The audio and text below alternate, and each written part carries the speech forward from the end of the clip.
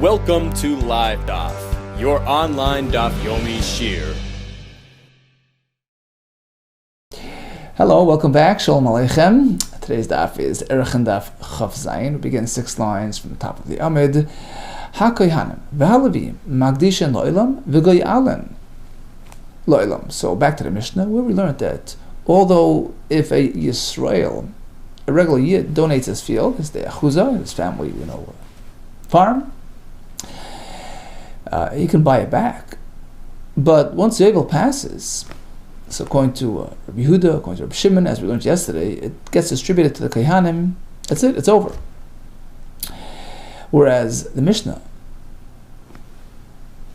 contrasts it to the Kohanim and Levim, who, if they themselves have a field that they are Magdish, there's no expiration date in terms of buying it back. Magdishin lo'olam, v'goy'alen lo'olam, says the Gemara, Bishlam v'goy'alen istrich. I understand what the Mishnah is teaching by saying goy'alen lo'olam, that lafukim midi Yisrael as opposed to a Yisrael. So unlike a Yisrael who donates his field, come Yovel, it's given to the Kohanim. Can't buy it back anymore. By a Kohen, by a Levi, it's different. If they donate their fields, it stays in Hegdish proper until they come buy it back. It doesn't get distributed. Lafukim midi Yisrael as opposed to a Yisrael field that was donated to Loi Parki, where they can't redeem it. Elad Yovel, only until Yovel. That's the deadline. Kamashmon, the point of the mission is to teach us that Kohanim Levim Ga'an Lo'olam. Not so by a Kohen or Levi field, they can redeem it any time. Ela Magdishin my area, Kohanim Levim. But the first part of the statement, Goy'alen Lo'olam, granted. But what's Magdishin to give Magdish all the time? Ela Magdishin. What does that mean, Magdishin Lo'olam?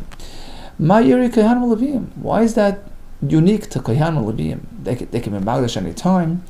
I feel Yisrael Nami, even Yisrael can be Magdish, any time he wants. Perhaps the Mishnah is teaching us something regarding the Yovel year itself.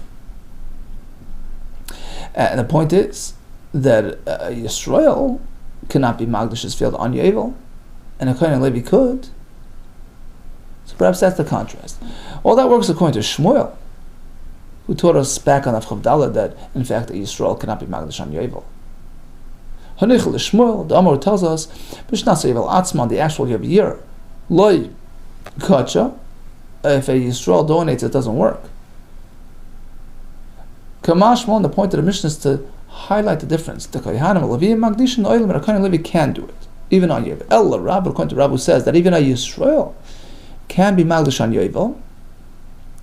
El Rav, my area Kohanim Levim. So what's unique about Kohanim Levim on this halacha? I feel Yisrael Namid, even Yisrael can do the same. What Tamek says, the more according to you, what you're saying, meaning that the Mishnah will work according to Shmuel. Okay, so that addresses one aspect. Magdishin Lo'olam, yeah, Kohanim Levi can do that as opposed to Yisrael. But there's another part to the statement which remains to be explained, even according to you. What about the words Bein lifnei haYovel, right? They can be Magdish, whether right before Yovel, Bein lachar Yovel, right after Yovel. Amali, what's that point? Even Yisrael can do the same. It can be Magdish right before, right after. So you have to say that the Mishnah is using a phrase which is sort of symmetrical. I did the Tana Reish of Yovel lachar Yovel, on account of the earlier Mishnah back in Chav Dalet, which needed to highlight something about Lefnei Yovel Achar Yovel, as we discussed here. So on account of that, it uses, matching language here as well. Tana Seifanam here as well. We insert that phrase as well as part of the, expression. Bein Achar Yovel, Bein Lefnei Yovel. And likewise, you can use the same analogy regarding the word Magdishin. V'aydid Tana Reisha, Magdishin v'lo Yigaylan. Since in the Reisha it said, you're not Magdish, within 2 years to Yovel, nor are you Goyel, right after Yovel, as we discussed it over there. So on account of that language, you use similar language over here and contrasted and said, well, they could be Magdish, the Kohanim Levim, and could be Goyel. So perhaps the really one and only halacha that we're trying to highlight here is that a Kohen and Levi can be Goyel at all time. There's no expiration date in terms of his buyback option. That's all. And all the added, phraseology is just to give it a matching ring to the earlier statement discussed in the beginning of the parak. Okay, so bottom line is that a kohen or a Levi who give away their field to Hegdish can come back and buy it back any time. The words ein magdishin lo'olam, that works certainly according to Shmuel, that a Yisrael can't, but a kohen could. Hadin lachem magdishin. Okay, and even according to Rav, it's just matching language. Says the Mishnah, ha-magdish es-sodeyu b'shah she'ena yovel, or she'ena yovel, or eina yol noyeg. He's magdish es-sodeh achuza, family property, but yovel is no longer active. Klal Yisrael is not an Eretz Yisrael. So here we suspend the flat rate, buyback system. Typically, you buy it back with a flat fixed rate of 50 selah per, given area. But if he's magdish it at a different time in history when there was no yovel being observed, so then you can buy it back based on actual market value. So we turn to the donor and we say, look, first bid is yours. Psach ata rishon. You'd be the first one to offer a bid. Why do we prefer the owner? Because he adds the bonus, the fifth, the chaimish. The owner, if he buys it back, he has to add a fifth of the total amount. So it's a fourth of his bid, which, when added on, ends up being a fifth of the total amount. So let's say he offers 20, it's 20 plus 5 for a total of 25. So the added 5 is a fifth of the total amount. The owner adds the chaimish, as opposed to a stranger who decides to redeem it, they don't add a fifth. There was a story about a fellow. He donated his field because it was losing money on it. It wasn't worth his effort. So after he donated it, they said, look, but we're obligated to give you the first crack at it. Psachat rishon, you make the first bid. He says, this field, 5 pennies. Harei hishali be'isra, I'll offer an isra, a little coin, a nickel. It wasn't an isra, he didn't offer a coin, he said, I'm going to give an egg for it. You can do that. You can redeem hegdish with actual money or something of value. And guess what? Turned out that he was the highest bidder. So the auctioneer told him, listen, it's yours. So it turns out that he cost him a nickel. He had his field back. Rabbi Gershom says that it was a double strike. He had to pay the nickel plus he had his bad field back. Others learned that it was actually good. He got his money's worth. He gave a big donation, so he got the schar, he got a tax receipt, and then it didn't cost him much to hold it. Okay. In any case, we see from here that the owner is given the first bid. So we offer him the first bid. We have a brisa that we compel him to make the first bid. This isn't just like we give him the offer. We force my oimrin nami koifin. You're right. When the Mishnah says oimrin, we mean that we force him to give the first bid. Another way to learn Mikara Ayman, initially we do it softly. It's sois.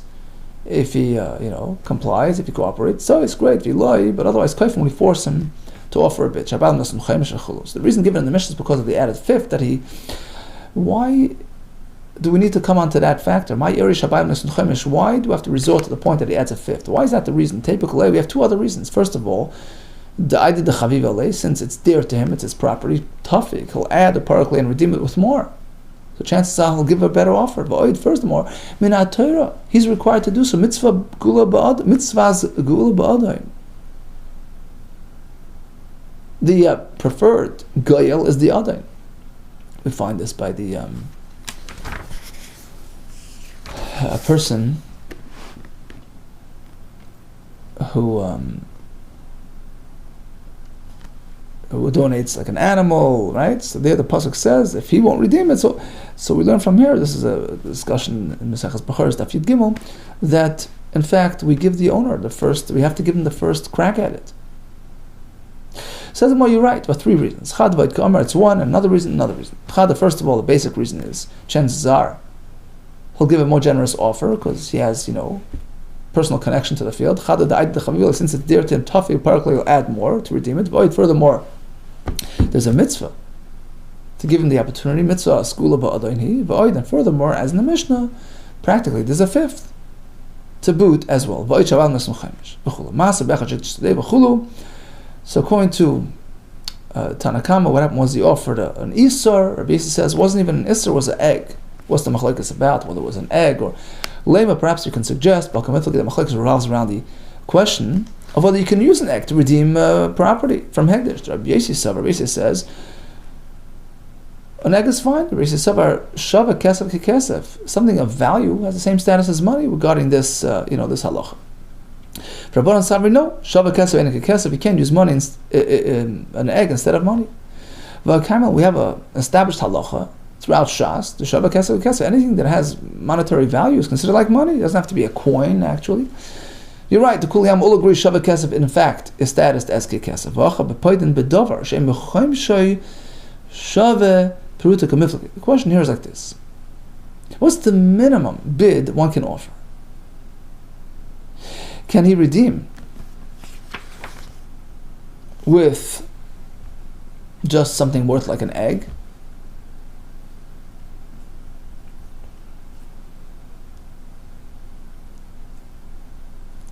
Where the chaimish, the add-on, the fifth, wouldn't even amount to a pruta.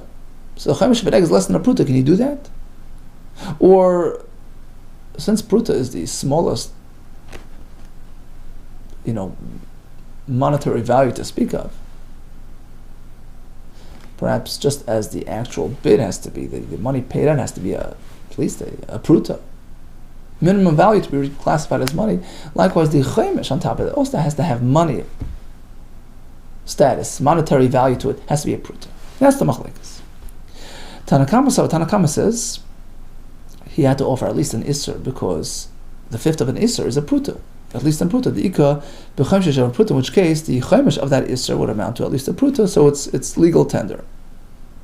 As opposed to Rabbi Yossi, he holds with beitza nami parkinan. He could use even an egg. Tanakama says it has to be something whose chaimish is shavar pruta parkinan, but not an egg. Rabbi Yossi beitza nami parkinan says even an egg, despite the fact that its chaimish is less than a pruta. As long as the initial offering is a pruta, the fifth can be even less than a pruta. So they said, okay, zachala, it's yours. Nimtza mafsa said isser still afanav, so you had to pay the isser and he had his field back. So makrabanan,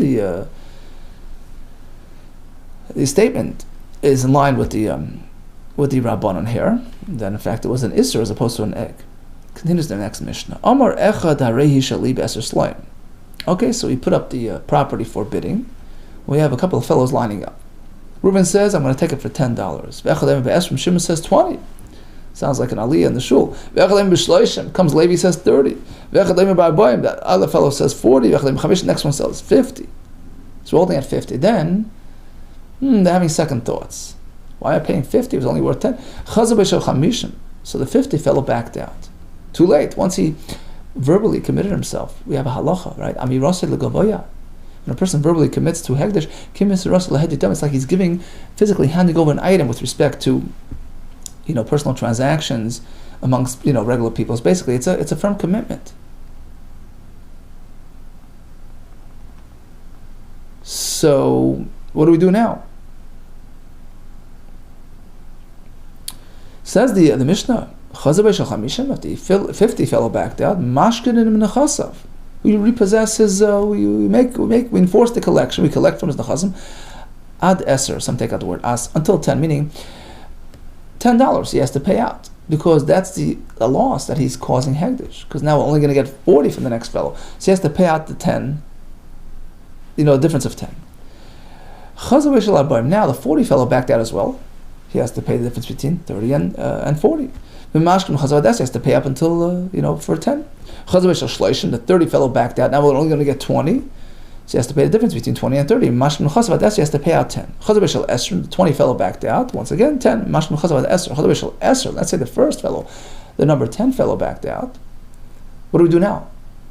Okay, we sell it for whatever we can get, and he pays the difference between that and 10. So we sell it for 5, we'll pay 5 to bring us up to 10.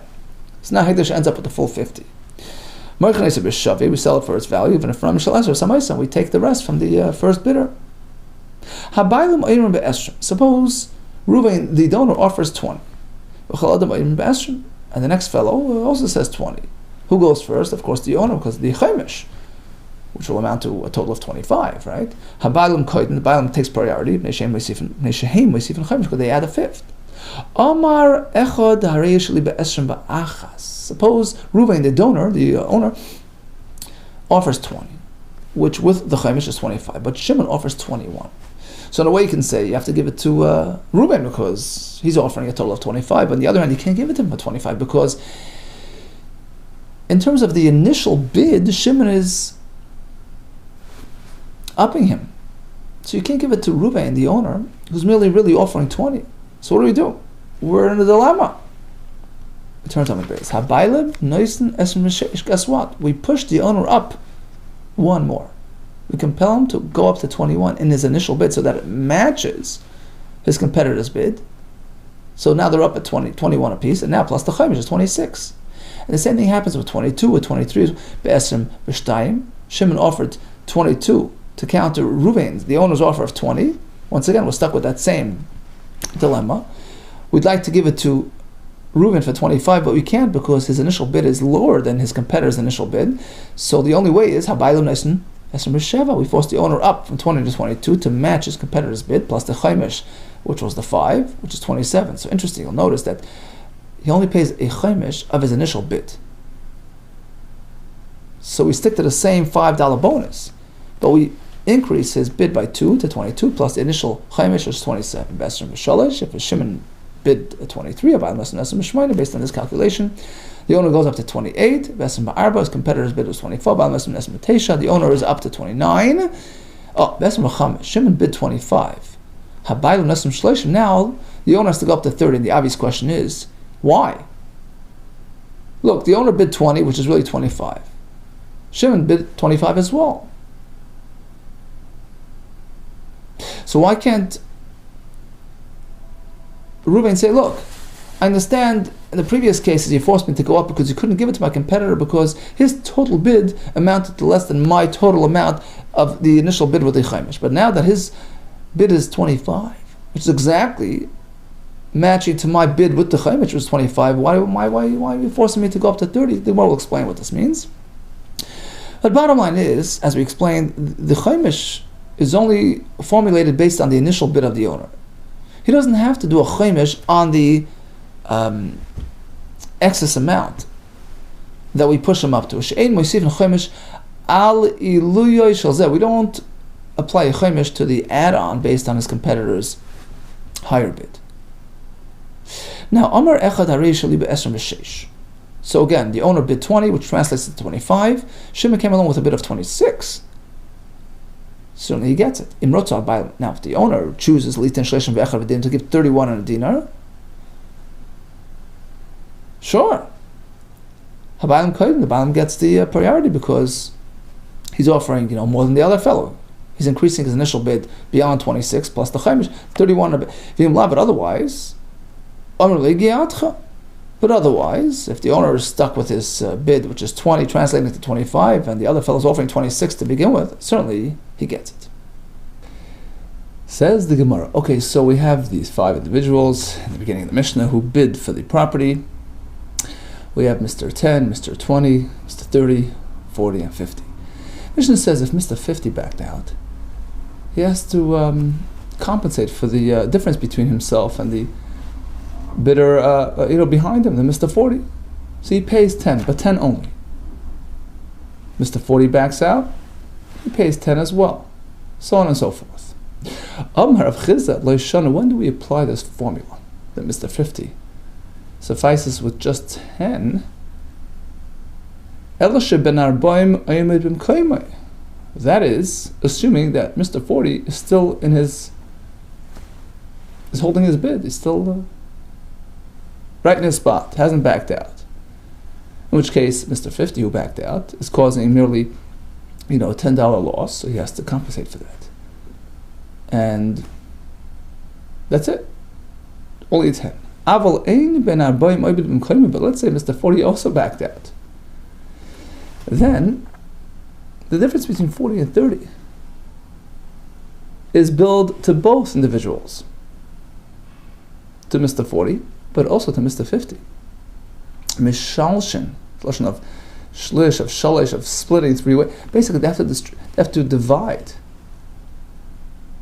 that amount between themselves. So Mr. 50 is also somewhat responsible, just as much as Mr. 40, for that difference between 40 and 30.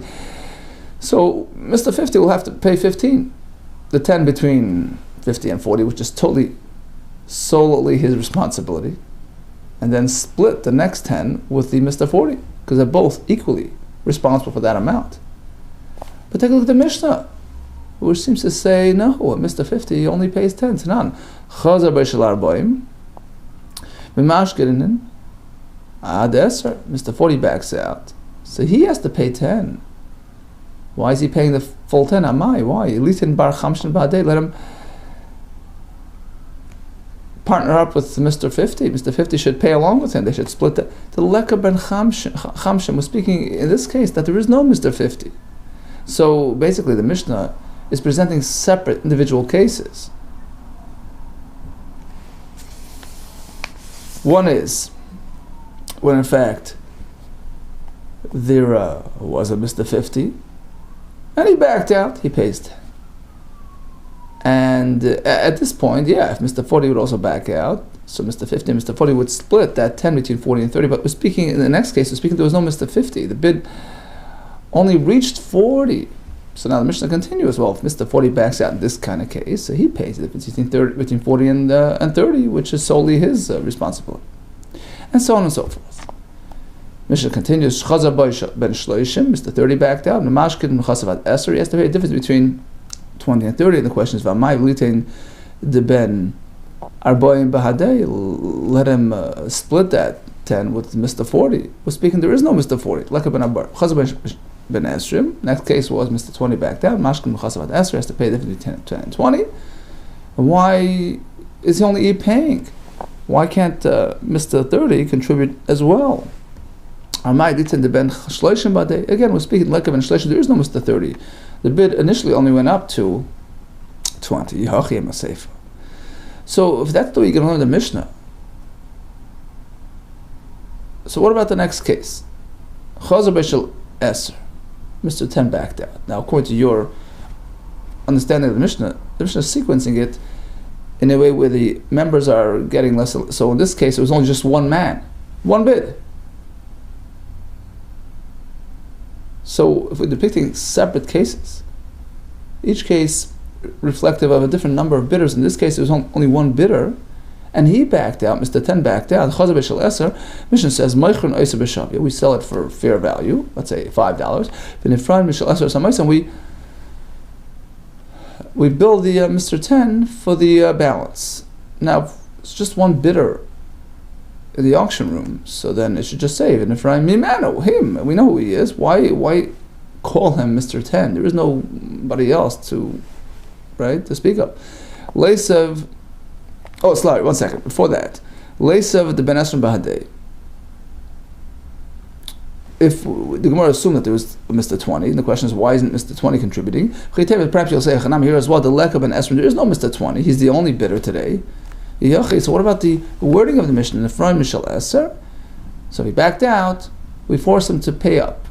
Who? Him. There's only one man around to speak of. Why does Mishnah have to label him, call him by name? The Mr. 10.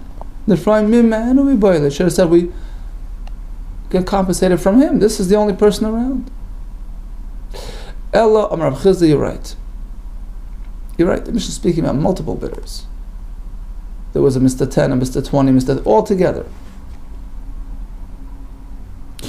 And on that, the Mishnah says, well, if Mr. 50 backed out, then he pays the difference between 40 and 50, and he's done.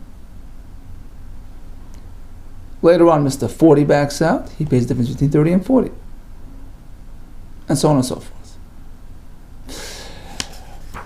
But if they backed out together as one,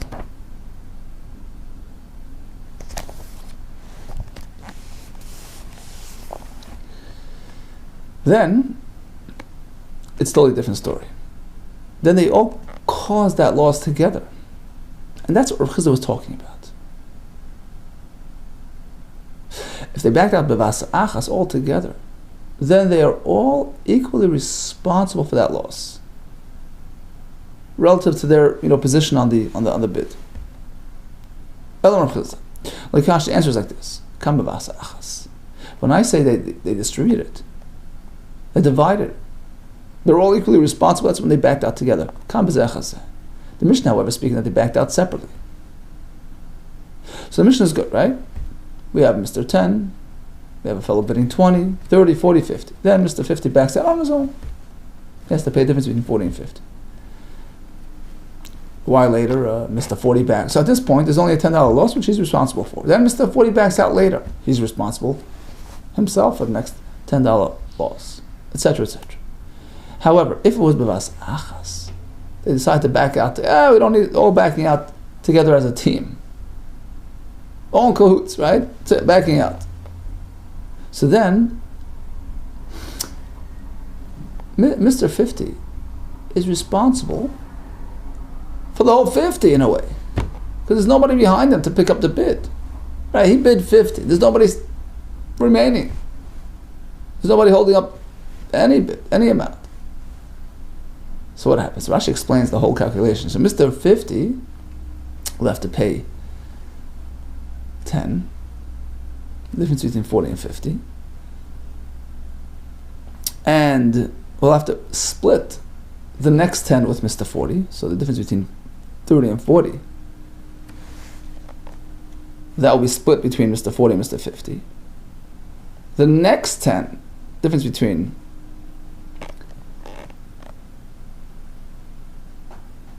between 20 and 30, that will be split 3 ways between Mr. 30, Mr. 40, Mr. 50, and so on and so forth. Right? The next 10 will be split 4 ways. So basically, Mr. 50 is going to pay out pretty large amount, but not the full 50, not just 10.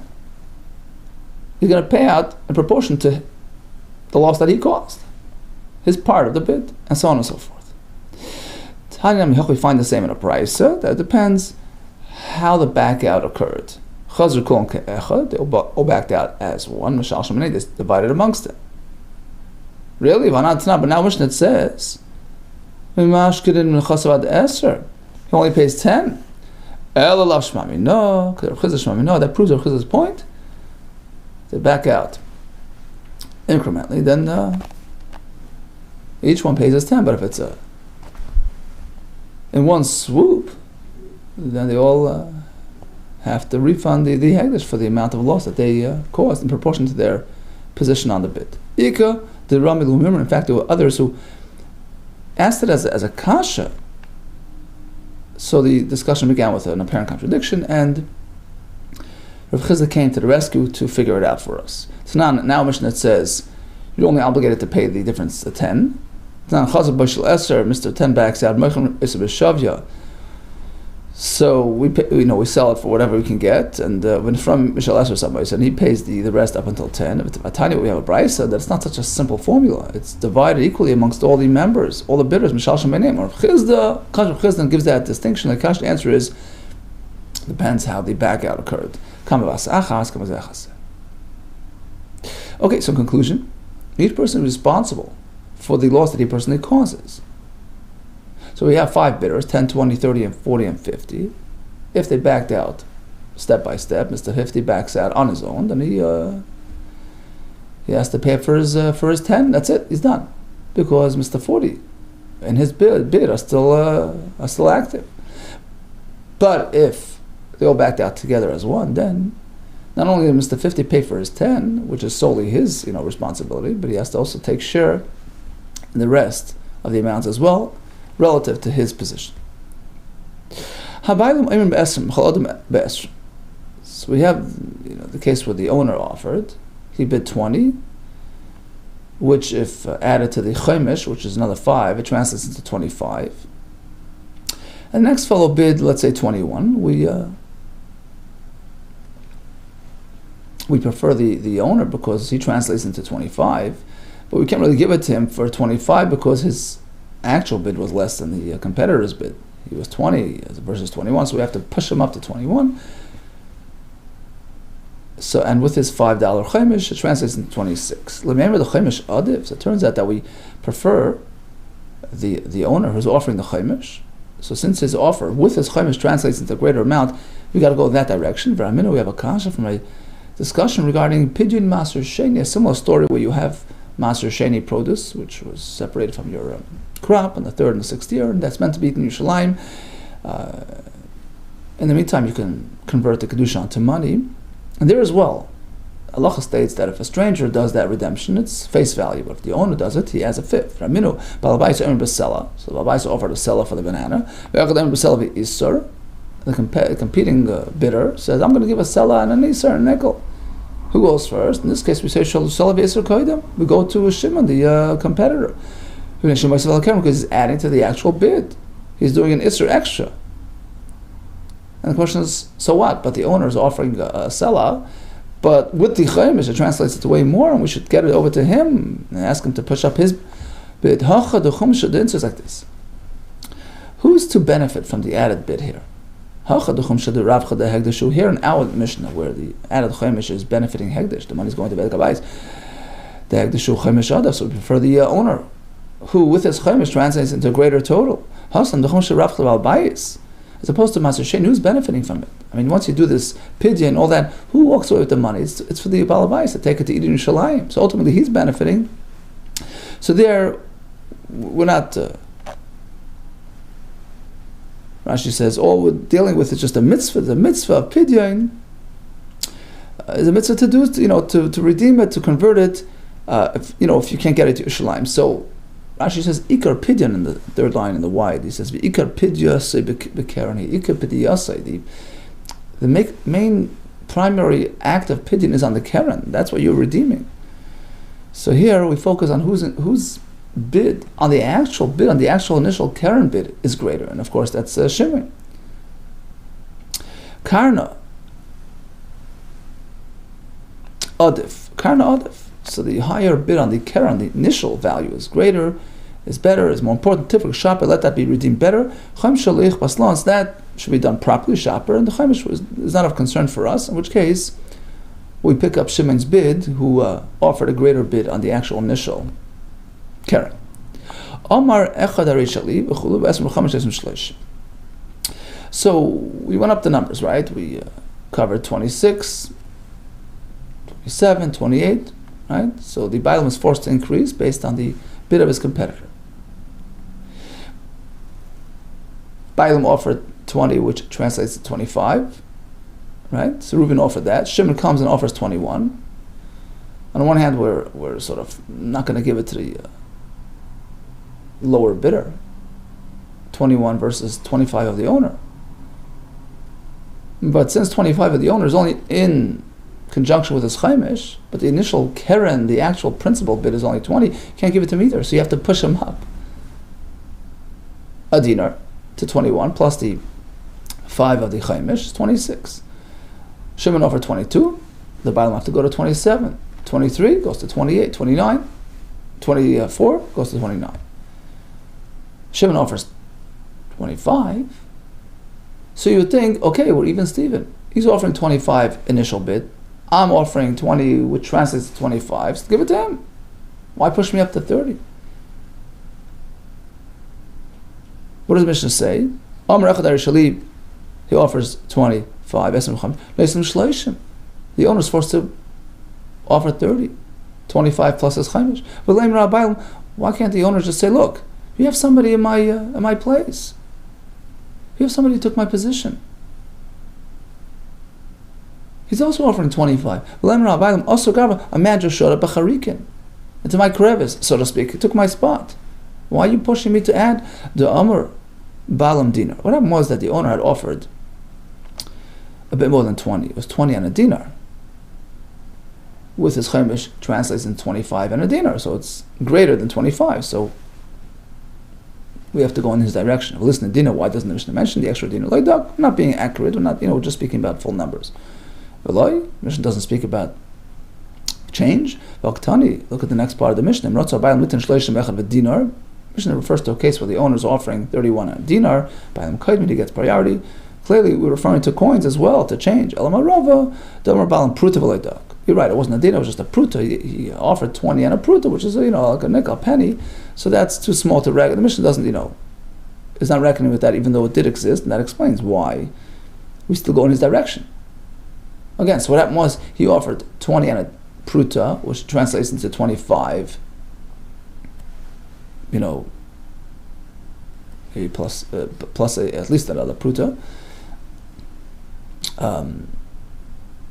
And versus Shimon who offered 25, which is less, so we have to go to the owner.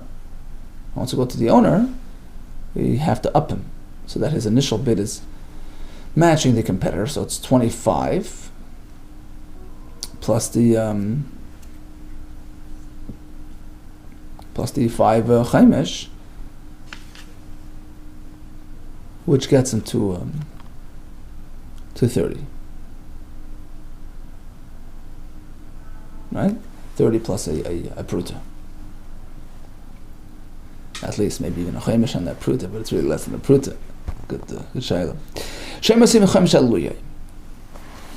Now, the owner has to match the competitor, but in terms of the chaimish, it still stays the same old 5, which is the chaimish on his initial bid of 20, because you don't have to increase his chaimish on the amount that we're pushing him up. Because even though we're forcing him to pay more than his initial bid, we don't have to add a chaimish on that. So chaimish remains static at 5. Omar of Chizda, so once again we have Chizda explaining, Lo Yishona, that's only true, he didn't have a proper formal, appraisal on the Hegdish with, 3 assessors, which is, the formal procedure of doing so. So in that case, you can still stick to your old chaimish based on the initial bid of 20. Aval nisham hegdish begimel, but suppose there was a proper assessment in front of 3, who in fact concur with his competitor's bid of 25, let's say. So in that case, you can't get away with just a chaimish on 20. Moisifin, you have to add the chaimish even on the added amount too, because now it's been verified as this being the proper market value. So you're forced to add a chaimish on that too. So now he has to match his competitor and add a chaimish on the entire amount. Tanya Nam Yehu, you find the same in a brayso, which discusses this very point. Beshama Eimrim Moisifin, we add the chaimish on the excess as well. Ubesilo no Eim Moisifin. Hey Chidami, now what exactly happened in this brayso? Was it formally appraised or not? Eloi Nisham wasn't really assessed. My time with Beishami, why is Beishami forcing him to add a chaimish on the added amount? El Nisham, apparently there was an assessment done. Okay, so if Chizda is going like Beishamai, which is unlikely, we don't pass like Beishamai, then in this case we rate the chaimish based on the full amount. No, this price is speaking, there was no formal assessment and unrelated to our discussion. Beishamai machmir. So why is Beishamai obligated him to add the chaimish on the full amount? They're machmir. It's a stringency. We don't want it to look like the fellow's not paying a proper chaimish. People might not realize what happened with about the back. Might not get the whole story. Another pshat is that certainly there was a formal assessment, which concurred with his competitor's bid of 25. We have to switch around the names. According to them, you don't have to add the 5th on the excess amount. And Beis Hillel require the chaimish even on the difference. Okay, so now it's really unusual that there is a discussion where Beis Shammai is being lenient and Beis Hillel is being machmer. We have a list of just several exceptions. Typically it's Beis Shammai machmer, Beis Hillel are mekel. So if in fact it is so, this should have been listed amongst the the reversed machlekes. It should have been listed amongst those cases where Beis Shammai is being lenient to Beis Hillel and the stringency of Beis Hillel. Okay, let's go back to the earlier suggestion. We're speaking there was no formal assessment, which concurs, with the competitor's bid. In which case, it's unrelated to our, discussion. Chiz is only obligating the chaimish on the extra if there was a formal assessment. This price, there was no formal assessment. So how do we understand Beis Shammai obligating him to add a chaimish in the full amount? It's a chumrah. It's a chumrah midrabanan. Amar echad hari hishli besem sheish. The Mishnah continues. Okay, his competitor offered 26. After the owner, Mr. Reuben, offered 20, which translates to 25 with the chaimish, so Shimon came along with an offer of 26. Mishnah says, look, really it should go to Shimon because his initial offering of 26 is in excess of the complete and total number that the Balbais is offering, which is 25. But Mishnah says we give the Balbais a crack at it. We say, look, if Bailam wants to offer 31 and a dinar, great, he gets it. Otherwise, we give it to Shimon. Ratzu in, if he chooses to, increase his offer to that extent, fine. But lay ratzu lay, otherwise not. We don't force him. Why? Because in this case, certainly, you can, direct us to Shimon. Look, he's taking over. He's actually greater than my bid. Because the Amri, ARACHIN, the owner can say, look, this other fellow took my place. Go to him. So, if he's not interested, fine. But if the Bailam is interested, and he goes up to 26 as well, plus the chaimish of 5, which translates to 31, then he gets it. Now, the Mishnah mentions something about 31 and a dinar. What's the dinar doing there? Why are we adding a dinar? I mean, the chaimish is merely 5. You don't have to expand the chaimish based on the added, upgraded amount. The chaimish remains, static at 5. Amar of Sheishis, the Mishnah means like this. If initially, we're speaking that he offered 20, but if initially he really offered 21. The owner, Reuben, offered 21, which really translates into how much with the chaimish? It translates into 26 and a dinar. A chaimish of 21 is 5 and a dinar, because a chaimish of 20 is 5, and a chaimish of 1 of the selah is a dinar. A selah is 4 dinars, so the chaimish is really is a quarter of the selah, which if, when added is a fifth of the total amount. So the total bid is really 26 and a dinar with his chaimish. And the Mishnah is referring to that kind of case. Reuben had offered 21, Shimon offered 26, in which case Reuben is essentially a higher bid, with factoring in his full chaimish. So in that case, again, we're forced to go to Reuben. But he can't take it for 26 and a dinar, because as we're explaining all along, the initial bid of Reuben is less than the initial bid of Shimon. So we have to push him up to match Shimon's bid. Reuben will have to go up to 26, plus the initial chaimish, which is 5 and a dinar, which gets him to 31 and a dinar. And that's what the Mishnah is talking about.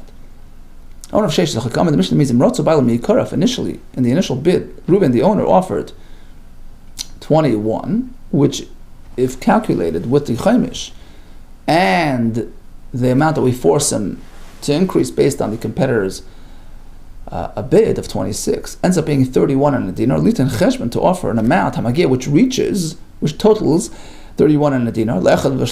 How's that? Turn to the next one. For example, the Amar Be'esrim Be'echad, the initial bid of Reuben was 21, which with the chaimish translates to 26 and a dinar. In order to match Shimon's offering of 26, we push him up an extra 5 from 21 to 26, plus the chaimish of 5 and a dinar ends up being 31 and a dinar. In this case, the owner goes first. But otherwise, if his initial offering was not 21, so then we give it to Shimon, who bid 26, which is in excess of Reuven's offering of 20 plus the chaimish, which is 25. Okay, so in conclusion, the Mishnah presents 3 scenarios of competing bids between Reuven, the owner, and Shimon, the competitor. In the first case, we have Reuven offering 20, which translates into 25, chaimish included, versus Shimon, who's offering merely 20. Of course, Reuven gets the nod because his total amount is greater than Shimon's. However, Reuben offered 20, which translates into 25, is countered by Shimon with a $21 offer. On the one hand, we'd like to give it to Reuben because his total amount is 25, greater than Shimon's 21, but you can't. Let it go to the owner because his initial bid is less than the Shimon's initial bid. So we force him to increase his initial bid to 21 plus the chaimish of 5. And again, the chaimish is reckoned only based on the base amount. according to Rav Chizda, according to Beis Hillel, and he ends up taking it for 26. Now suppose, in the last case we have Shimon offered 26, and Reuben had offered 21. So Reuben, the owner's offer 21, really translates into 26 plus a dinar, which is in excess of Shimon's offering of 26, so he gets it. Reuben gets it, but not for 26. We have to increase it by another